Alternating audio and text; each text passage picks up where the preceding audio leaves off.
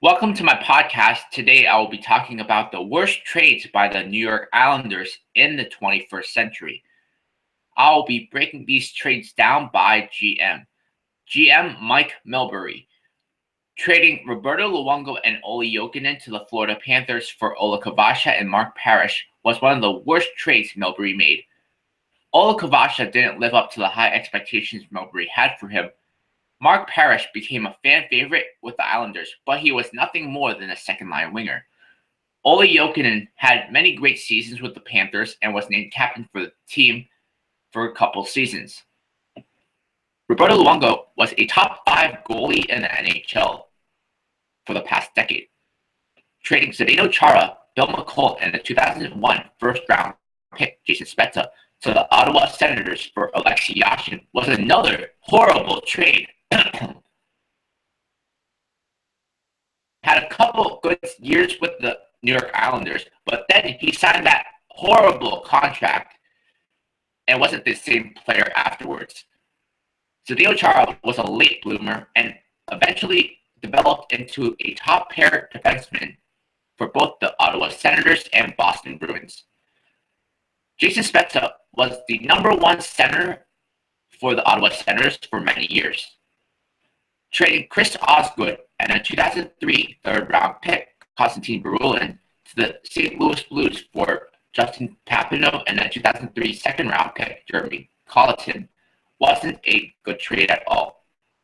Justin Papineau was a bust, and so was Jeremy Colliton, so they don't really count in this trade.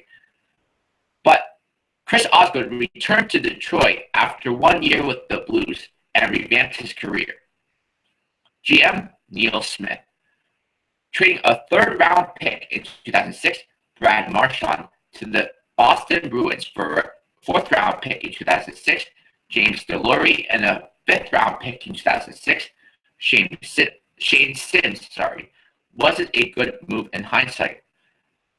Neither of the two players selected by the Islanders made it to the NHL. Brad Marchand is now an all-star caliber player. GM Garth Snow. Trading Bill Guerin to the Pittsburgh Penguins for a 2009 third-round pick, Michael Lee, wasn't a good trade at all. Michael Lee never played for the New York Islanders, while Bill Guerin ended up winning a Stanley Cup with the Pittsburgh Penguins in 2009.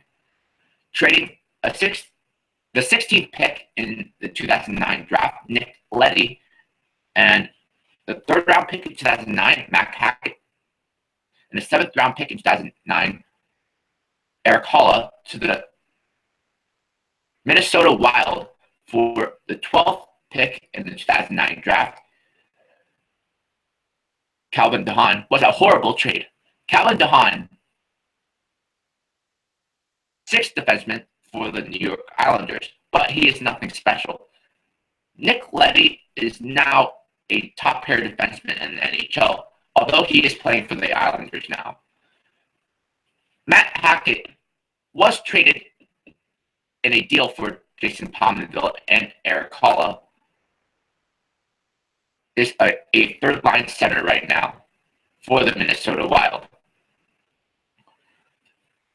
Trading Mark Streit to the Philadelphia Flyers for Shane Harper and a 2014 fourth-round pick, Devin Taves, was another terrible trade. Mark Streit still has a lot left in the tank and has been a huge part of the Flyers defense for the past couple years. Trading Nino Niederreiter to the Minnesota Wild for Cal Clutterbuck in a 2013 third-round pick, Eamon McAdams, was a pretty bad trade. Eamon McAdams has yet to make an impact for the Islanders. Cal Clutterbuck is a great fourth-line player, but he's only a fourth-line player. Nino Niederreiter, meanwhile, is a versatile player that can both play left wing and right wing, and can play anywhere in the top 9. Trading Thomas Vanek to the Montreal Canadiens for Sebastian Colbert was a horrible trade. The Islanders were so desperate to get something for Thomas Vanek, they practically gave him away for free.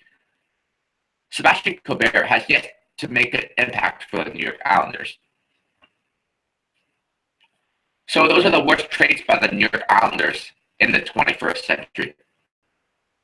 Wrap it up for today's podcast. Next, I will be talking about the worst trades by the Tampa Bay Lightning in the 21st century.